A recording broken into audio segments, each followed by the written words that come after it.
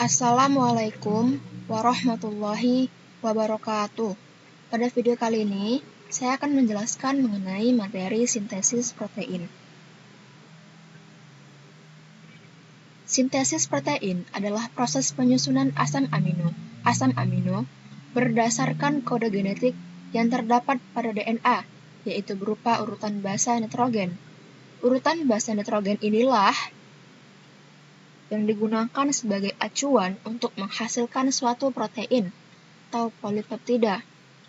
Secara sederhana, sintesis protein dapat dipahami sebagai proses pembentukan protein. Tahapan sintesis protein.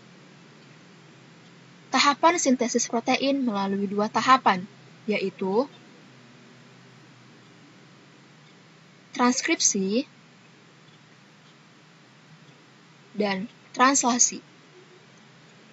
Yang pertama, tahapan transkripsi adalah penyalinan kode genetik pada DNA yang akan menghasilkan RNA duta atau mRNA.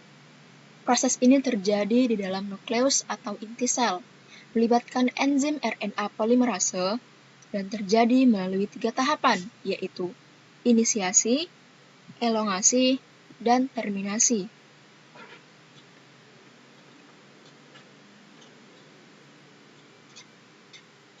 Berikut paparan tahapan transkripsi. Yang pertama, tahapan inisiasi, yaitu ketika RNA polimerase menempel pada promotor gen.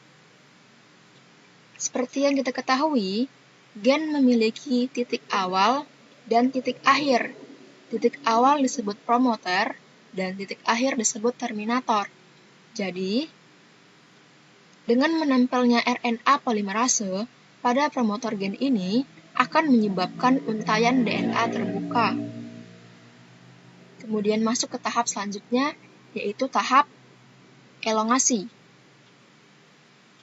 Terjadi penyusunan kode genetik dengan RNA polimerase di sepanjang utas DNA pencetak atau DNA sense yang akan membentuk rantai mRNA. Tahap elongasi disebut juga sebagai tahap pemanjangan rantai mRNA. Kemudian masuk ke tahap terakhir, yaitu tahap terminasi, merupakan tahap di mana mRNA atau rantai mRNA tadi yang sudah terbentuk akan keluar dari nukleus menuju sitoplasma yang akan masuk ke proses translasi. Berikut ini gambar bagaimana proses transkripsi. Jadi, RNA polimerase akan menempel pada titik awal yang disebut dari promoter gen. Menempelnya RNA polimerase pada titik awal ini akan menyebabkan untaian DNA terbuka. Nah, pada tahap inisiasi ini. Pada tahap inisiasi inilah terjadi terbukanya rantai DNA.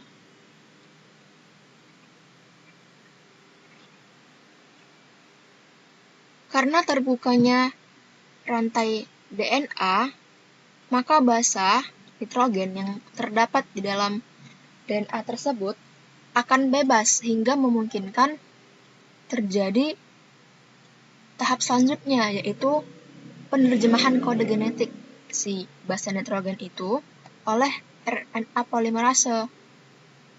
Jadi, pada tahap elongasi merupakan lanjutan dari tahap sebelumnya yang tadi, bahwa terjadi penerjemahan kode genetik.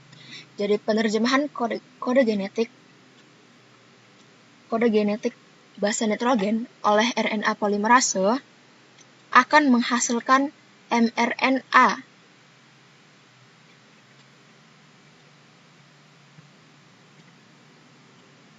Proses tersebut akan terus berlangsung sehingga menyebabkan pemanjangan atau pembentukan rantai mRNA. Berikut ini tahap elongasi lebih jelasnya. Jadi ini merupakan basa nitrogen pada DNA. Itu A, G, C, T, basa nitrogen, yang akan diterjemahkan oleh RNA polimerase yang akan membentuk rantai mRNA, akan memanjang. Kemudian masuk ke tahap terminasi, tahap yang terakhir. Rantai ini akan keluar dari titik terminator atau titik akhir menuju ke sitoplasma untuk mengalami tahap selanjutnya, yaitu translasi.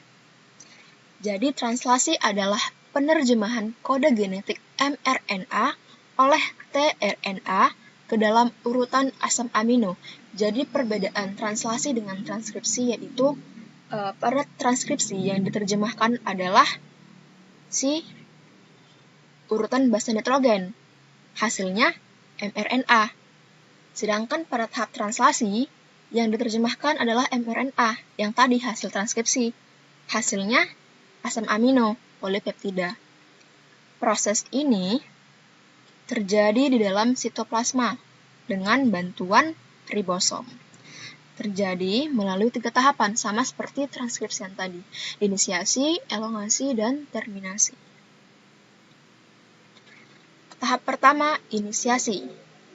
Ribosom subunit kecil, ini merupakan subunit kecil, akan mengikatkan diri pada mRNA. Ini merupakan mRNA di bagian start codon. AUG merupakan start codon, serta mengikat pada bagian inisiator, tRNA. Jadi, tRNA memiliki 2 sisi. Satu sisi dia membawa asam amino, sisi lain membawa antikodon. Selanjutnya, molekul besar ribosom juga ikut terikat bersama ketiga molekul tersebut. Jadi ada kemudian si ribosom yang sangat besar juga akan berikatan. Masuk ke tahap selanjutnya, tahap elongasi, tahap pemanjangan. Pada tahap ini, kodon yang di bawah mRNA akan diterjemahkan menjadi asam amino oleh tRNA, inisiator yang membawa antikodon. Hasilnya akan berupa asam amino. Jadi proses ini akan terus berlangsung hingga ribosom nantinya akan mencapai stop codon. Jadi berikut ini siklusnya. Jadi dia akan dari kodon pertama, kodon kedua, kodon ketiga, selanjutnya hingga membentuk rantai asam amino. Kan? Setelah itu masing-masing asam amino akan digabungkan oleh tRNA yang tadi membawa asam amino untuk disusun menjadi protein. Gabungan dari asam amino inilah yang akan membentuk rantai polipeptida. Kemudian tahap terakhir, proses translasi berhenti setelah ribosom mencapai stop codon. Jadi, apabila ribosom dia bergeser sudah sampai ke stop codon, ada UAG, UAA, atau UGA, maka akan berhenti. Dan rantai polipeptida ini, dia akan lepas. Karena codon stop ini, dia akan berikatan dengan faktor pelepas, atau release factor. Oleh karena itu, si polipeptida ini akan bebas. Dan polipeptida yang bebas ini akan dihidrolisis menjadi protein fungsional. Dan dengan lepasnya polipeptida ini, maka berakhirlah proses translasi.